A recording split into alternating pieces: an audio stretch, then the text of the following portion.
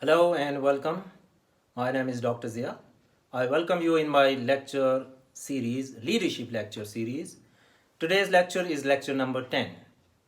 And let me tell you, my dear viewers, today's lecture is very interesting because it's about leadership and emotional intelligence. What is emotional intelligence? Please pause my video and type your understanding or comment below. Okay. According to Dr. Daniel Goleman, uh, emotional intelligence is the capacity for recognizing on and others' feelings or emotions and managing them effectively. Let me repeat. The capacity, he says, for recognizing on and others' feelings and emotions and managing them effectively. All right. To be or to become intelligent about your emotions, first of all, I would say it is important to know where the emotions reside or exist. So, where does an emotion reside? My question. Please pause my video and type below. Either an emotion resides in your head or in your heart. Comment below, please. All right.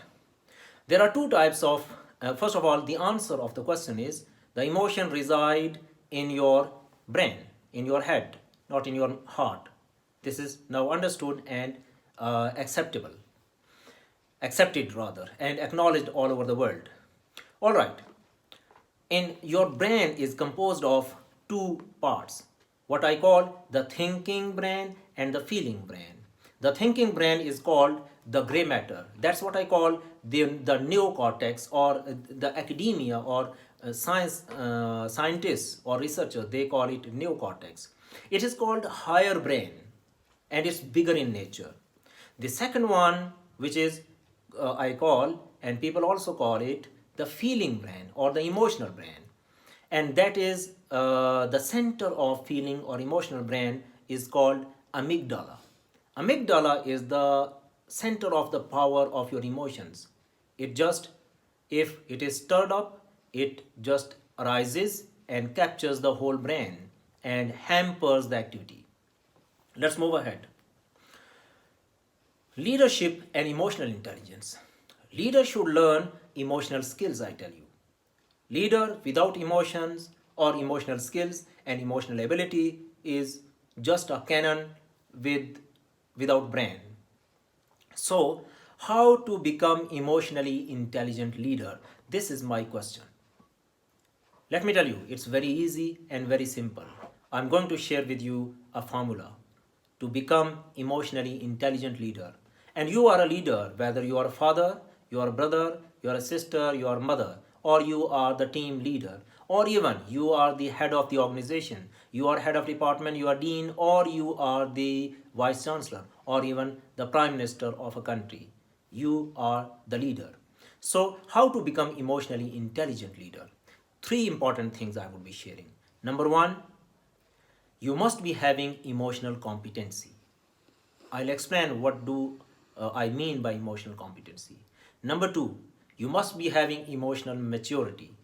If you don't have emotional maturity, then you cannot become emotionally intelligent leader. Number three, emotional sensitivity. So, EC, EM, and ES equals emotionally intelligent leader. Let's explain what is emotional competency. You must be wondering about emotional competency. Emotional competency means that there must be two important ingredients, two aspects. Number one, you must be able to tackle emotional upsets. You must be competent enough to tackle, face, or deal with emotional upsets, emotional outbursts. Number two, handling egoism. Handling your ego is emotional competency.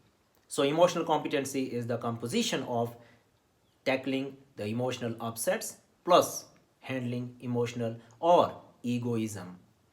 Number two, emotional maturity. What is emotional maturity? Emotional maturity is the combination of two things. Developing others. If you are able to develop others, hand over the skills and abilities and knowledge Remember, that is called emotional maturity. Number two, in emotional maturity, the second aspect in emotional maturity is adaptability and flexibility. If you as a leader is rigid person and unable to adapt and be flexible, then you are not emotionally mature. To be emotionally mature, you need to be able to develop others, and you need to be able to adapt, adopt, adjust, and be flexible. Number three, and the last one, that is called emotional sensitivity. So, emotional sensitivity means understanding the threshold of emotional arousal, when your emotions are arising and when they're going down. When others' emotions are arising and when they're going down, you must be sensitive about them. If you say that I'm insensible or I don't care about that, then you cannot become emotionally intelligent leader. Emotionally intelligent leader performs very high and very efficiently and very effectively. So emotional sensitivity is comprised of two things: understanding the threshold of emotional arousal plus improving interpersonal relations. Interpersonal relation I'm talking about. Here, emotional sensitivity means understanding each other's relationship.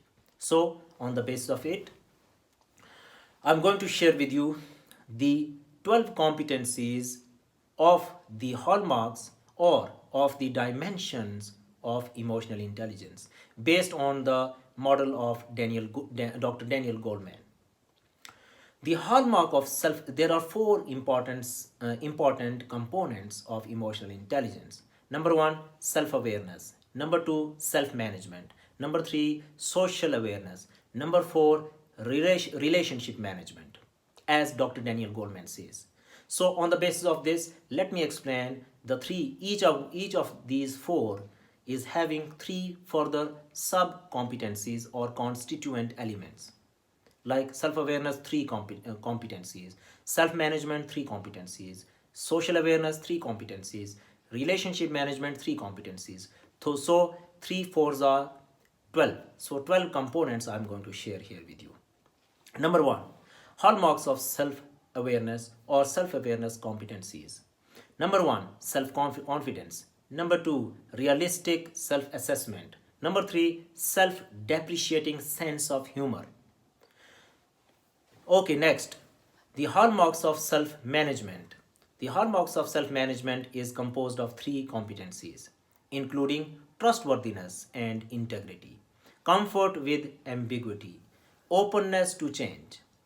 Number three, the hallmarks of social awareness include expertise in building and retaining talent, cross cultural sensitivity, and the last one, service to clients and customers. Number four, the hallmarks of social skills or relationship management. It includes effectiveness in leading change, persuasiveness, expertise in building and leading teams. So, all these four hallmarks, I repeat: self awareness, self management, social awareness, relationship management, they combine together with all these 12 competencies to make a leader as emotionally intelligent leader. You need to practice these competencies on and on, keep it up, then you slowly and steadily would make yourself capable enough to become an emotionally intelligent leader. My name is Dr. Zia. I thank you very much. Please subscribe, share, and press the bell icon. See you in my next lecture.